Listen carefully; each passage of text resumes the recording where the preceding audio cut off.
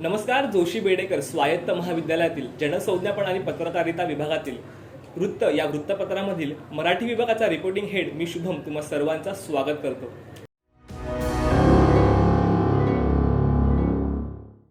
यंदाचं आपलं 12वं वर्ष आणि या 12व्या वर्षाची आपली थीम आहे तीच म्हणजे स्वातंत्र्याचे 75 वर्ष. ह्याच निमित्ताने आपल्या वृत्त या मराठी वृत्तपत्राच्या मुलाखतीकरिता आपल्यासोबत कर्नल तुषार जोशी सर जोडल्या गेले आहेत. सर, सर्वप्रथम तुमचं आमच्या जोशी बेडेकर महाविद्यालयातील जनसंज्ञापन आणि पत्रकारिता विभागातील वृत्त या वृत्तपत्रामध्ये मी स्वागत करतो. सर, माझा पहिला प्रश्न असा होता की सैनिक प्रशिक्षणामुळे तुम्ही अनेक गोष्टी तुमच्या जीवनामध्ये शिकल्या असाल, परंतु त्या ज्या गोष्टी आहेत ते तुम्हाला तुमच्या सामान्य जीवनामध्ये शिकता आल्या नसतील. अशा काही गोष्टी आहेत का ज्या तुम्ही संरक्षण दलामध्ये शिकल्या असाल? सर्वप्रथम मला हे सांगायचं आहे, जे आपण नॉर्मल आपल्या लाईफमध्ये जे आपण करतो ते पुष्कळशा गोष्टी जे आर्मीमध्ये गरज असतात ते आपल्या नॉर्मल लाईफमध्ये पुष्कळ ठिकाणी नसतात. लाईक तुमची एक खास फिजिकल फिटनेस असते. I will start from physical fitness असते. त्या फिटनेस आणि एन्ड्युरन्स याच्यात फरक आहे.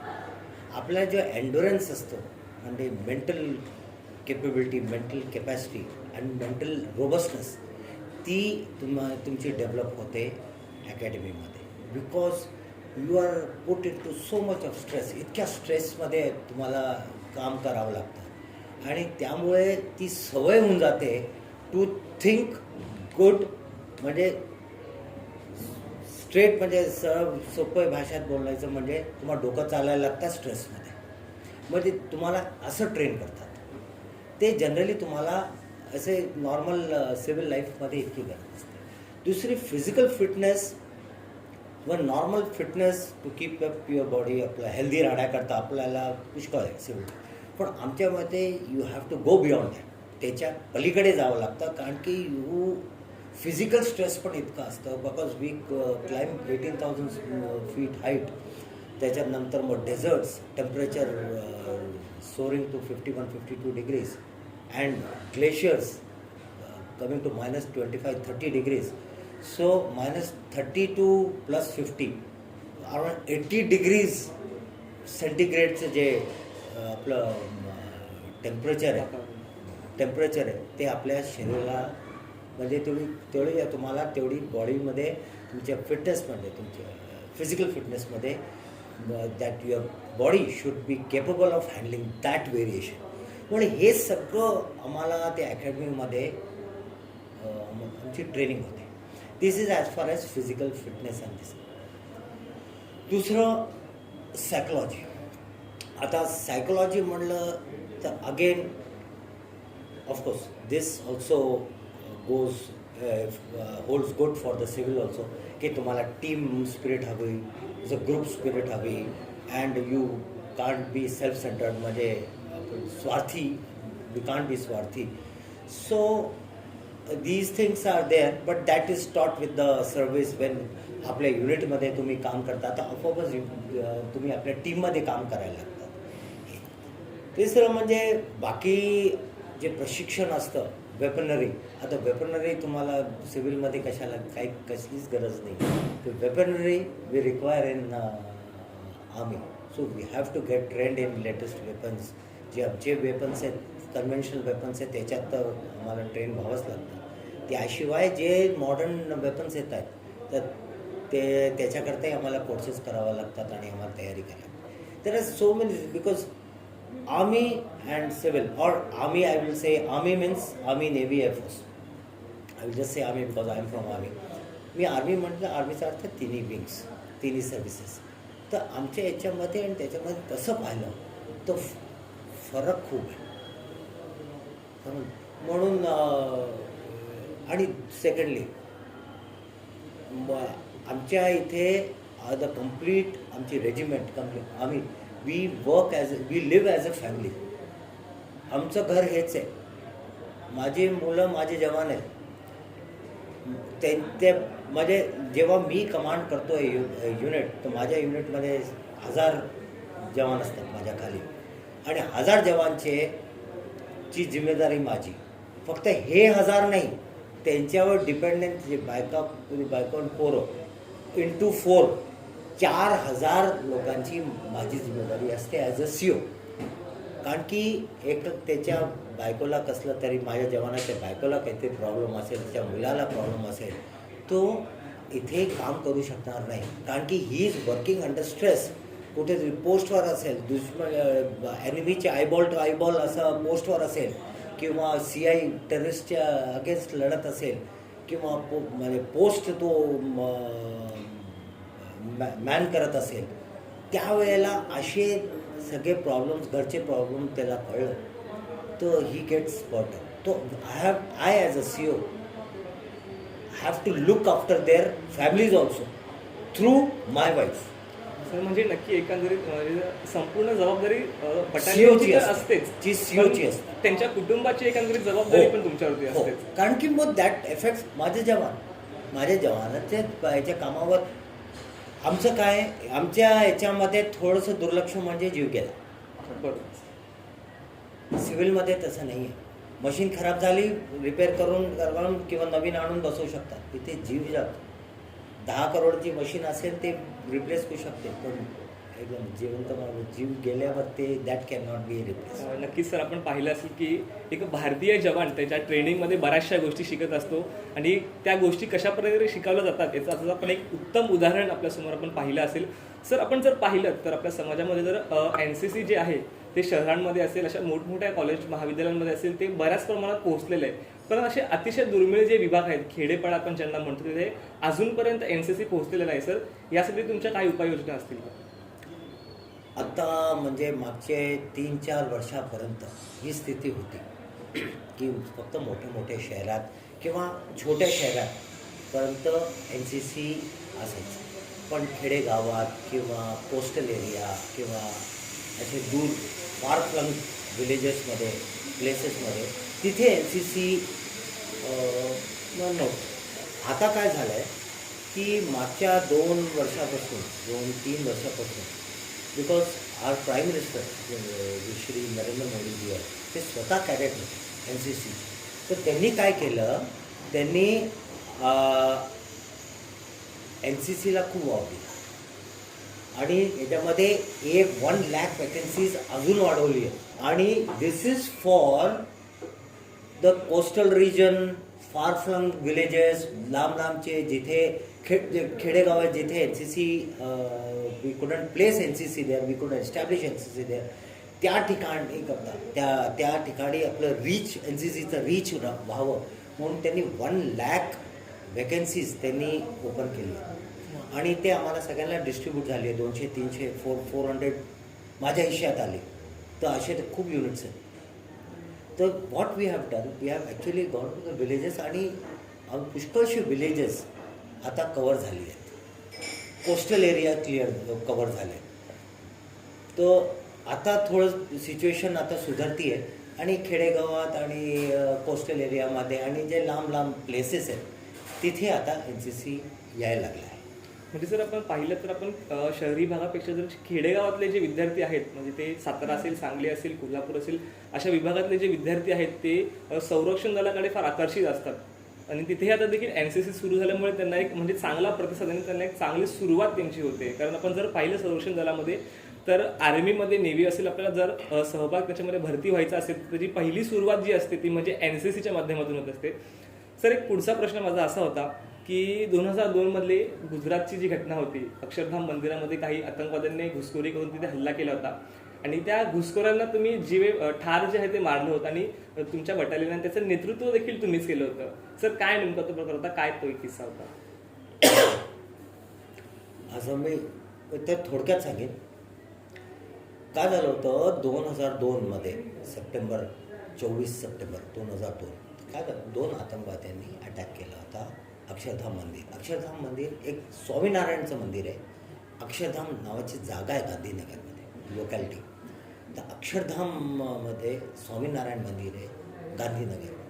तर तिथे 2 आतंकवाद्यांनी हल्ला केला, अटक केली. त्यांनी त्याच्यावर अटॅक केला आणि तिथे जितके सिव्हिलियन्स आहेत, जितके जे सिव्हिलियन्स येत होते त्यांनी इनडिस्क्रिमिनेट फायर केलं.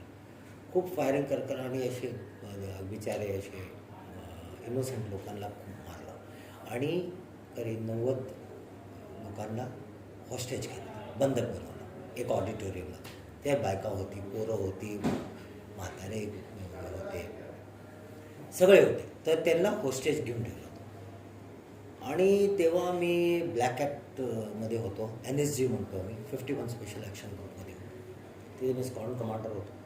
तर मानेसरला, दिल्लीजवळ आहे, गुडगावजवळ. मग इथनं आम्हाला कॉल आला आणि वी फ्लू टू, आम्ही गांधीनगरला पोहोचलो. आणि तिथे गेल्यावर मग आम्ही ऑपरेशन आमच्या हातात घेतलं आणि पहिल्या आतंकवादी म्हणजे जे आतंकवाद्यांना मेन तिथे गेल्यावर आम्हाला ते शोधणं कठीण होतं. ते खूप मोठा परिसर होता मंदिराचा आणि त्याच्यात 101 रूम्स होते आणि प्रत्येक रूम शोधणं म्हणजे it was quite a task. तर आम्हाला एक एक रूममध्ये असं स्पेक्युलेटिव्ह फायर करत करत आम्हाला ते शोधायला आणि शेवटी आम्ही एकाला पिन डाऊन केलं आणि मग त्याला मी मारलं. ते मारतच त्याला जेव्हा फायर फाईट होत होती तेव्हा मला गोळी लागली आणि त्याला तो मारलंच मी. पण त्याच्यामध्ये माझा जो बडी होता, एक सुरजन सिंग भंडारी म्हणून माझा बडी होता, त्याला ब्रेनस्टेममध्ये स्प्लिंटर्स गेले आणि तो बेशुद्ध पडला. त्याला मी CPR दिलं, कार्डिओ पल्मनरी रिससिटेशन म्हणतात, म्हणजे artificial respiration, mouth to mouth देतात ना आपण, बरोबर. त्याला करून थोडं रिवाईव्ह केलं आणि तो श्वास घ्यायला लागला आणि त्याला लगेच मी तिथनं इव्हॅक्युएट केलं आणि पाठवलं. मग दुसरा बडी आला माझा, त्याची जागा घेतली आणि मग दुसऱ्याला शोधलं. तर त्याने होस्टेज घेऊन ठेवलं होतं ऑडिटोरियममध्ये. तर त्याला मारायचं होतं. तर मग we had to actually play with his psychology. मग आम्ही काय सगळं फायरिंग विरिंग बंद केलं आणि त्याच्यानंतर मग असं असतं ना की उत्सुकता असते, अरे काय झालं आत्तापर्यंत, सगळा आवाज येत होता गोळीबारीचा आणि आता काय शांत झालं सगळं. आणि म्हणून ते पाहण्याकरता तो टेरिस्ट बाहेर आला एका हॉस्टेजला घेऊन. आणि तोपर्यंत आम्ही हे सगळं होईपर्यंत आम्ही वरती जाऊन, मी आणि माझा दुसरा बडी होता, करून आम्ही खाली आलो होतो कशीने आलो होतो. आणि नेमका जसं तो आला, माझ्या स्नायपर्सने सांगितलं की साहेब आगे आहे आणि तुमच्या लेफ्ट साईडला आहे. बस त्याच्या समोर उतरला आणि एका गोळी ठार मारली कपाळा पडला तिथले येते. मग ते तसं आम्ही मग मी हॉस्टेजला, माझ्या टीमनी मग हॉस्टेजला मग आम्ही रेस्क्यू केलं आणि मग त्यांना तिथे केलं. त्यानंतर मग सर्च ऑपरेशन झाला. मला लागलं होतं, इंटरनल ब्लिडिंग झाली होती, तर आय हॅड टू बी इव्हॅक्युएटेड. दिल्लीला जाऊन ट्रीटमेंट वगैरे झाली. सर, ह्यालाच माझा एक जॉईंट प्रश्न आहे छोटासा. सर, तुम्ही टेररिस्टची सायकोलॉजी ह्याच्याबद्दल बोललात, तर हा खूप महत्त्वाचा प्रश्न आहे की ॲक्च्युली टेररिस्टची सायकोलॉजी असते काय?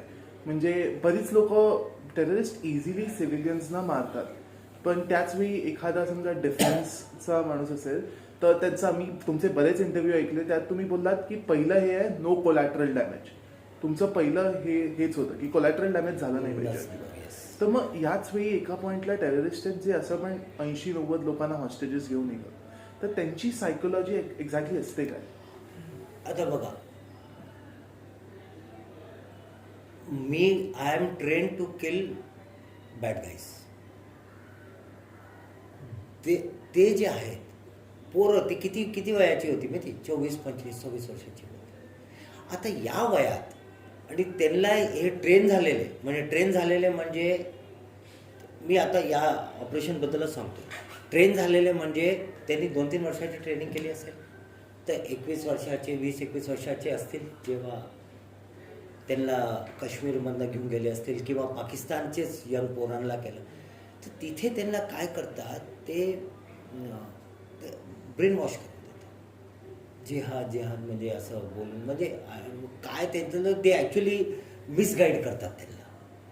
तर जिहाद म्हणतात आणि दे वॉन्ट की बेसिकली त्यांचं पाकिस्तानचं होतंच ना की वी विल मेक इंडिया सफर with 1000 cuts and all that, 1000 cuts.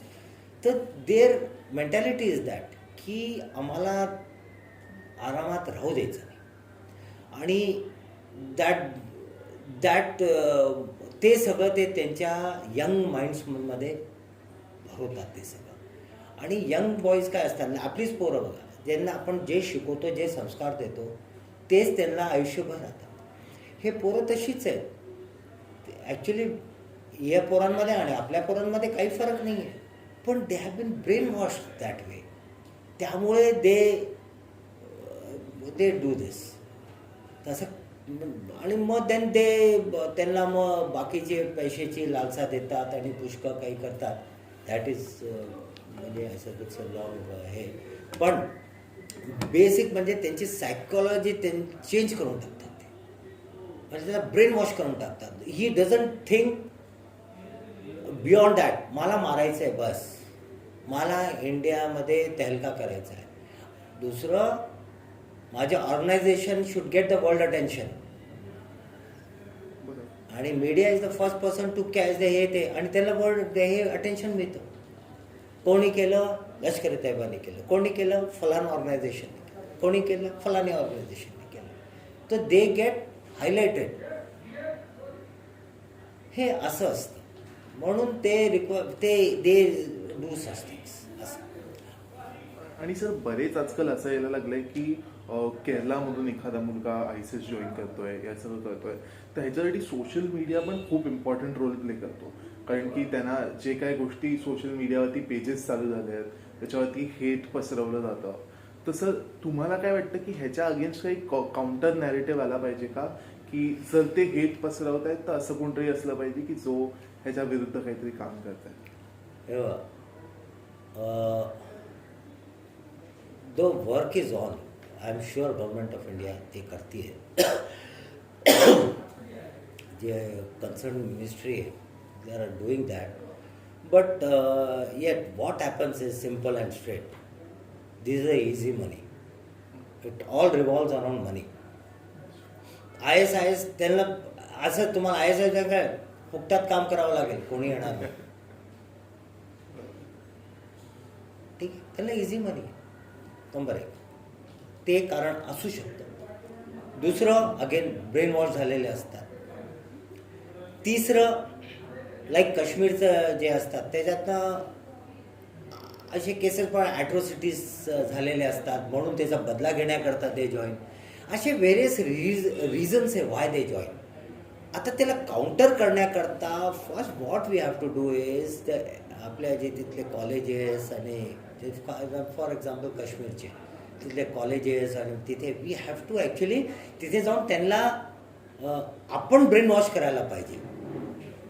म्हणजे लाईक आमची आर्मी करते हे ऑपरेशन सद्भावना म्हणून, तिथे जाऊन हे बोलतात, इंडियाच्या बद्दल बोलतात, हे सगळं बोलतात, ते फरक दाखवतात इंडिया आणि पाकिस्तानमध्ये, की म्हणजे दे शुड नॉट गेट मिसगायडेड. की नाही असं आहे बाबा, तुम्ही इंडियाला पहा, पाकिस्तानला पहा, त्यांची काय डेव्हलपमेंट आहे आणि आपण कुठे आहोत. तुम्हाला कळलं पाहिजे की तुम्हाला कोणत्या साईडला असलं पाहिजे, पाकिस्तानच्या साईडला या आपल्या साईडला.